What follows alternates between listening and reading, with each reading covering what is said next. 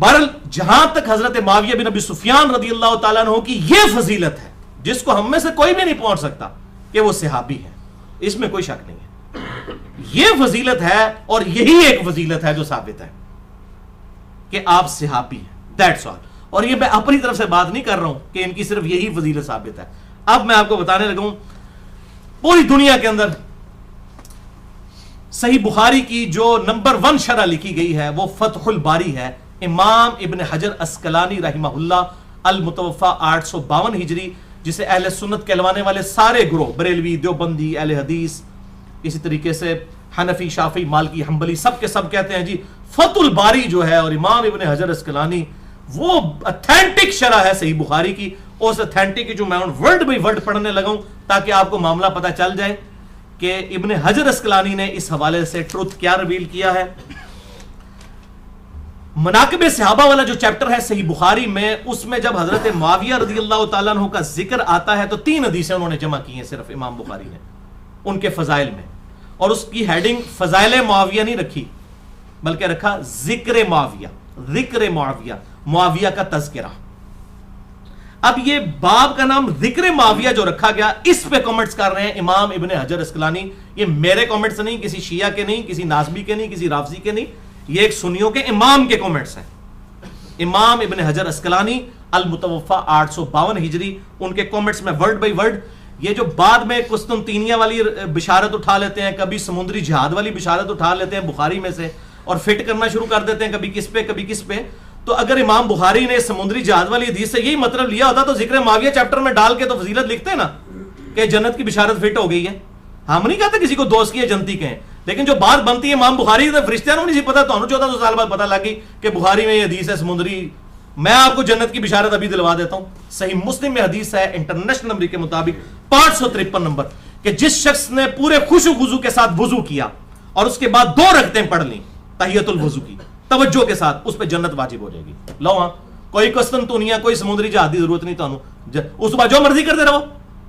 اس طرح نہیں ہوتا، اور نہ امام بخاری نے اس کو اس چیپٹر میں ڈالا ہے. اب میں زیادہ ڈیٹیل میں نہیں جانا چاہتا، عقل مندوں کے لیے اتنا ہی اشارہ کافی ہے. امام ابن حجر اسقلانی کے کامنٹس صحیح بخاری فتح الباری میں اس باب ذکر معاویہ والی جو حدیث آئی ہے 3766 نمبر صحیح بخاری میں 3766، اس کے تحت ابن حجر اسقلانی کے کامنٹ سنے تے گالاں کڈ رہی ہیں تے ابن حجر نو کڈو، منو نہ کڈنا، میرا کوئی قصور نہیں جے. چور نہ مارو، چور دی ماں نو مارو. امام ابن حجر اسقلانی لکھتے ہیں امام بخاری رحمۃ اللہ علیہ نے یہاں صحیح بخاری میں حضرت معاویہ رضی اللہ تعالیٰ عنہ سے متعلق باب کے عنوان میں صرف لفظ ذکر معاویہ بیان کیا اور فضیلت یا منقبت جیسے الفاظ استعمال نہیں کیے، یعنی فضائل معاویہ نہیں لکھا، کیونکہ اس حدیث سے کوئی فضیلت معلوم ہی نہیں ہوتی. وہ حدیث کیا تھی کہ حضرت معاویہ ایک وتر پڑھا کرتے تھے. تو ابن عباس کو آ کے شکایت کی گئی کہ یہ تو ایک ہی وتر پڑھتے ہیں. تو انہیں شکایت کی گئی کہ وہ ایک ہی وتر پڑھتے ہیں.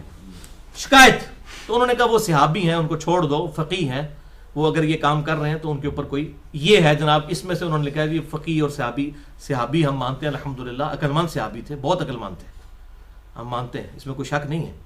تو یہ فضیلت نکلی ہے، اور اس حدیث کے تحت یہ سارے کامنٹس چل رہے ہیں ابن حجر اسقلانی کے. تو وہ کہتے ہیں کہ امام بخاری نے لفظ فضیلت یا منقبت جیسے الفاظ ذکر نہیں کیے کیونکہ اس حدیث سے کوئی فضیلت معلوم ہی نہیں ہوتی. یہ ابن حجر لکھ رہے ہیں، میں نے نہیں.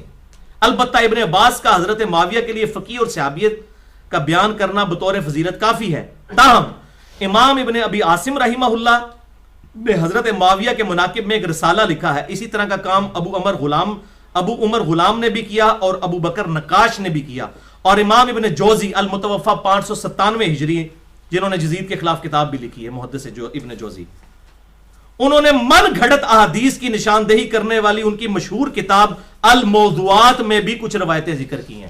کتنے کتنیاں نے؟ الموضوعات. یہ انگوٹھے چومنے والی حدیث بھی الموضوعات میں ہے. وہ ہم بریلویوں سے والا مانے، وہ کہتے ہیں موضوعات شریف، موضوع کہتے ہیں گھڑی ہوئی حدیث. اے بھی یہ حضرت معاویہ دی بڑی فضیلتاں آئی ہیں نا، موضوعات شریف اس نے گھڑی ہوئی حدیث ہیں. یہ ابن جوزی لکھتے ہیں موضوعات شریف، یہ موضوعات بھی شریف ہو گیا. میں بھی کچھ روایتیں ذکر کر کے امام اسحاق بن راہوی المتوفا 238 ہجری، جو امام بخاری کے استاد ہیں، ان کا قول ابن جوزی نے نقل کیا کہ حضرت معاویہ کی فضیلت میں صحابیت کے سوا کوئی بھی چیز ثابت نہیں ہے۔ امام ابن حجر اسقلانی مزید لکھتے ہیں یہی وجہ ہے کہ امام بخاری نے بھی اپنے استاد امام اسحاق بن راہوی المتوفا 238 ہجری پر ہی اعتماد کیا ہے، اور حضرت معاویہ کے ذکر میں لفظ فضیلت یا منقبت استعمال کرنے سے گریز کیا، تاہم اپنی گہری نظر سے ایسا استنباط فرمایا، یعنی حضرت معاویہ کو صحابی ثابت کیا کہ جس سے روافض کی بھی سرکوبی ہو جائے۔ یہ مردود جو رافضی کہتے ہیں کہ نعوذ باللہ وہ منافق تھے یا کافر تھے، حضرت معاویہ بن ابی سفیان رضی اللہ تعالیٰ عنہ، ان کا بھی رد کیا انہوں نے، تاکہ یہ ثابت ہو جائے کہ وہ صحابی تھے، انہوں نے کلمہ پڑھا تھا، مسلمان ہوئے تھے۔ اور امام نسائی المتوفا 303 ہجری کا واقعہ اس بارے میں مشہور ہے، انہوں نے بھی اپنے استاد امام اسحاق، امام نسائی کے بھی استاد ہیں، امام بخاری کے بھی استاد ہیں، امام اسحاق بن راہوی المتوفا 238 ہجری، ان پر اعتماد کیا اور اپنی مشہور کتاب فضائل صحابہ میں کوئی بھی حدیث حضرت معاویہ کی فضیلت میں ذکر نہیں کی۔ اور پھر امام حاکم المتوفا 405 ہجری کا بھی قصہ اسی طرح ہے۔ امام ابن جوزی المتوفا 597 ہجری نے عبداللہ بن احمد سے ان کے والد امام احمد بن حنبل کا مکالمہ بھی نقل کیا ہے، جو انہوں نے اپنے والد احمد بن حنبل سے پوچھا۔ یہ ہے بڑی کریٹیکل بات جو امام ابن جوزی المتوفا 597 ہجری نے نقل کی ہے۔ امام احمد بن حنبل سے ان کے بیٹے نے پوچھا کہ سیدنا علی بن ابی طالب اور حضرت معاویہ بن ابی سفیان رضی اللہ تعالی عنہما کے اختلاف سے متعلق آپ کی کیا رائے ہے؟ تو امام احمد بن حنبل المتوفا 241 ہجری نے کچھ دیر تک سر جھکائی رکھا۔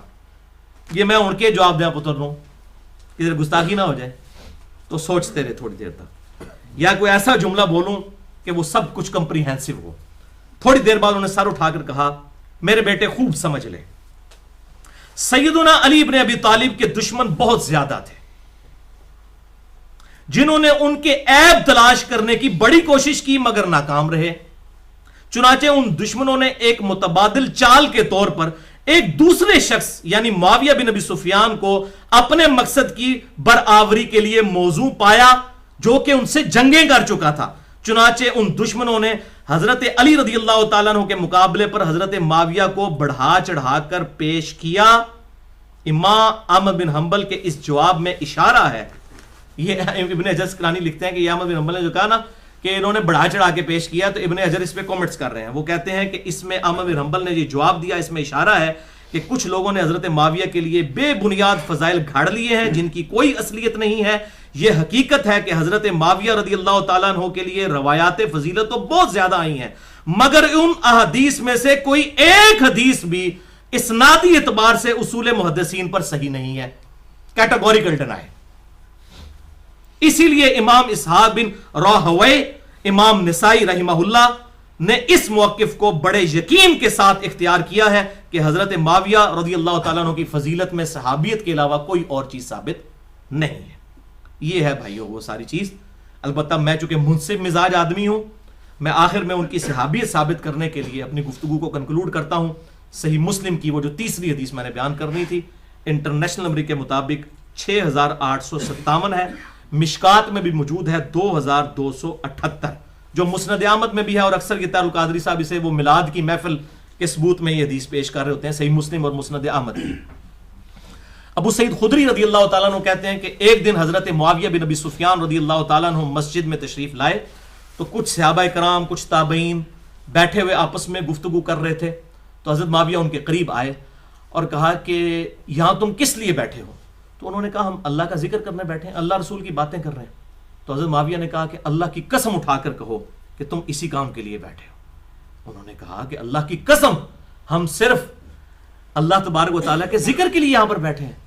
تو پھر حضرت معاویہ رضی اللہ تعالیٰ عنہ نے کہا کہ میں نے یہ قسم اس لیے نہیں اٹھوائی کہ معاذ اللہ میں نے کوئی بدگمانی کی ہے تمہارے بارے میں، بلکہ آپ رضی اللہ تعالیٰ عنہ نے سنت پر عمل کیا۔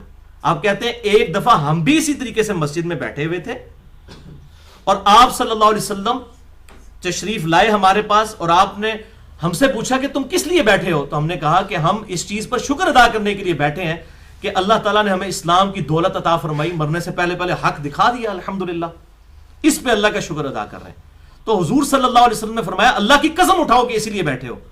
تو ان کا یا رسول اللہ اسی لیے بیٹھے ہیں, اللہ کی قسم اٹھاتے ہیں. تو پھر آپ صلی اللہ علیہ وسلم نے بھی فرمایا کہ میں نے کوئی بدگمانی کی وجہ سے قسم نہیں اٹھوائی, بلکہ ابھی ابھی جبرائیل علیہ السلام میرے پاس آئے تھے اور انہوں نے فرمایا کہ آپ کے ان اصحاب کی وجہ سے اللہ تعالیٰ فرشتوں کے سامنے بھی فخر فرما رہا ہے. فرشتوں نے کہا تھا نا کہ یہ بندے تو قتل و غارت کریں گے, تو انہیں کس لیے پیدا کیا, یہ بھی تو بندے ہیں جنہوں نے نبی کی دعوت قبول کر لی. تو اس حدیث سے میرے نزدیک حضرت معاویہ رضی اللہ تعالیٰ کی یہ فضیلت ثابت ہوتی ہے, ان کی صحابیت اور ان کا اسلام لانا. تو یہ دو ایکسٹریمز ہیں, ایک طرف روافظ کی ایکسٹریم ہے جو ان کو منافق یا نعوذ باللہ کافر کہتے ہیں, دوسری طرف سنیوں میں گھسے ہوئے ناسبیوں کی ایکسٹریم ہے کہ جو وہ ہر جھوٹی فضیلت ثابت کر کے ان کو حضرت علی سے اوپر کرنے کی کوشش کرتے ہیں, ان کو یزید کو حضرت حسین سے اوپر کرنے کی کوشش کرتے ہیں, بالکل جعلی طریقوں سے. جو صحیح چیز ہے وہ میں نے آپ کو بتا دی ہے. تو یہ اس سے وہ ربیع الاول کا وہ کہتے ہیں میلاد کی محفل منا رہے تھے, اس میں کہیں میلاد نہیں لکھا بھائی میرے, وہ تو شکر ادا کر رہے تھے جیسے یہاں ہم درس قرآن کے لیے جو لوگ جمع ہیں تو اللہ کا شکر ادا کر رہے ہیں, وہ یہ کر رہے تھے, میلاد وغیرہ نہیں منا رہے تھے.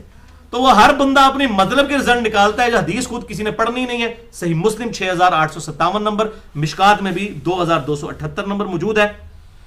بھارت صحابہ کرام ایک لیول کے سارے نہیں تھے, اس میں کئی باتیں اور ہو سکتی ہیں لیکن میں سکپ کرتا ہوں. میرا مسئلہ نمبر ہے 96, عظمت صحابہ, رد المنافقین اور سنی شیعہ کے اختلاف کا تحقیقی جائزہ. اس میں کئی ایسی باتیں ہیں جو میں اس کے ساتھ اب کرنا چاہتا تھا لیکن میں سکپ کرتا ہوں. جسے شوق ہو وہ 2.25 گھنٹے کا لیکچر مسئلہ نمبر 96 دیکھ لے اہل سنت پاک.com پر. اور اینڈ پہ میں وہ دعا کرتا ہوں جو قرآن حکیم میں سورۃ الحشر کی آیت نمبر 10 میں ہمیں اللہ تعالیٰ نے سکھائی ہے کہ جو ایمان والے لوگ ہیں وہ اپنے سے پہلے جو ایمان والے لوگ گزر چکے ان کے لیے کن الفاظ میں دعا کرتے ہیں. اعوذ باللہ من الشیطان الرجیم, بسم اللہ الرحمن الرحیم, ربنا اغفر لنا ولاخواننا الذین سبقونا بالایمان. اے اللہ ہمیں بھی بخش دے اور ہم سے پہلے جتنے بھی ایمان کی حالت میں دنیا سے گئے ہیں, چاہے صحابہ ہوں, تابعین ہوں, تبع تابعین ہوں, جو بھی کلمہ گو مسلمان تھے, سب کو بخش دے, آمین. یہ دعا. اور پھر ساتھ ہی ہے وَلَا تَجْعَلْ فِي قُلُوبِنَا غِلًّا لِّلَّذِينَ آمَنُوا رَبَّنَا إِنَّكَ رَءُوفٌ رَحِيمٌ. اے اللہ ان مسلمانوں کے بارے میں ہمارے دل میں کوئی برائی, کوئی کینہ نہ رکھنا. جو اہل ایمان گزر چکے ان کے بارے میں برائی اور کوئی کینہ نہ رکھنا. اے اللہ تو بخشنے والا مہربان ہے. اب یہ غلطی کا بیان کرنا کوئی کینہ نہیں ہے, ورنہ میں اس میں آپ کو ایک اینٹی وینم اور پھکی کے طور پر, علم الکلام کے طور پر الزامی جواب دے دوں. صحیح بخاری اٹھا کے آپ دیکھ لیں, حضرت واشی نے اسلام قبول کر لیا فتح مکہ کے بعد. آپ صلی اللہ علیہ وسلم نے فرمایا واشی تیرا اسلام قبول. یہ بخاری شریف ہے, کوئی سٹوری بک نہیں میں پڑھ رہا, واشی والے چیپٹر میں آپ دیکھ لیں, اس کے اسلام لانے والے واقعے میں. تیرا اسلام قبول ہے لیکن مجھے اپنی شکل نہیں دکھانی تو نہیں, کیونکہ مجھے اپنا چچا یاد آتا ہے حمزہ. اب حمزہ کوئی عام انسان تو نہیں تھے, حضور صلی اللہ علیہ وسلم کے دودھ پیتے بھائی بھی تھے, چچا بھی لگتے تھے. تو آپ کو اپنا دکھ نہیں بھولا. تو جن لوگوں نے حضرت حسین کو تکلیفیں دیں وہ کس منہ سے چاہتے ہیں کہ جی ہم جو ہے وہ ان لوگوں کے بارے میں, اگر اللہ کے محبوب جن کے بارے میں قرآن کہہ رہا ہے بالمؤمنین رؤوف الرحیم, جو واشی کے لیے رؤوف الرحیم تھے, انہوں نے بھی اپنے جذبات میں یہ بات کی کہ مجھے اپنی شکل نہیں دکھانی ہے. تو اب لگائیں فتویٰ کہ آپ کے دل میں بغض تھا واشی کا؟ نہیں, بغض نہیں تھا, بس آپ کو تکلیف ہوتی تھی کہ میرے سامنے نہ آئے. اسی طریقے سے جن لوگوں نے حضرت حسین کو یا حضرت علی کو یا خلفائے راشدین کو تکلیف دی ہیں, ہمیں ان کے بارے میں ہمارے دل میں بھی رنج موجود ہے, اس سے زیادہ کچھ نہیں ہے. ہم تو کہتے ہیں سب کو اللہ تعالیٰ بخش دے, ہمارے سے پوچھ کے کسی نے جنت میں نہیں بھیجنا کسی کو. اور نہ یہ بات ہے کہ سب کے سب بلا حساب و کتاب بخشے جائیں گے, یہ بھی بالکل جعلی بات ہے. وہ 70,000 لوگ ہی بلا حساب و کتاب جانے ہیں, جن میں حضرت عکاشہ شامل ہیں بخاری اور مسلم میں, اور باقی لوگ شامل نہیں ہیں. یہ کوئی اتنا سیدھا معاملہ نہیں ہے کہ جس نے بھی آپ کو دیکھ لیا اور بلا حساب و کتاب ہی جنت میں چلا گیا. ورنہ صحیح مسلم کھول کے دیکھ لیں, مدعم نامی غلام تھا جو آپ صلی اللہ علیہ وسلم کی سواری کا کجاوا کسا کرتا تھا اور آپ کو سفر و حضر میں وضو کروایا کرتا تھا. خیبر کے موقع پر اسے نامعلوم تیر لگا اور وہ شہید ہو گیا. صحابہ نے کہا تو سیدھا جنتی ہے, اسی بھی یہی کہنا سی.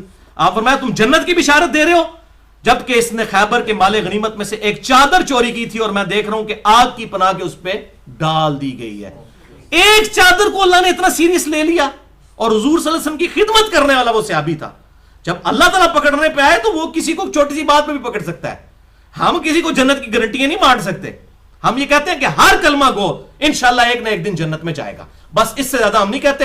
یا وہ جو لوگ جن کو بائی نیم جنت کی بشارت دی گئی ہے, عشرہ مبشرہ ہوں یا اصحاب شجرہ ہوں یا اصحاب بدر ہوں, ان کا معاملہ الگ ہے. باقی بڑا سینسٹیو ایشو ہے, اتنا سیدھا معاملہ نہیں ہے. اسی لیے میں نے آپ کو لیکچر کا حوالہ دے دیا. میں نے کہا کچھ باتیں میں نہیں اب کرنا چاہتا ورنہ ٹائم بہت لگ جائے گا. مسئلہ نمبر 96, عظمت صحابہ, رد المنافقین اور سنی شیعہ کے اختلاف کا تحقیقی جائزہ, اہل سنت پاک.com پر.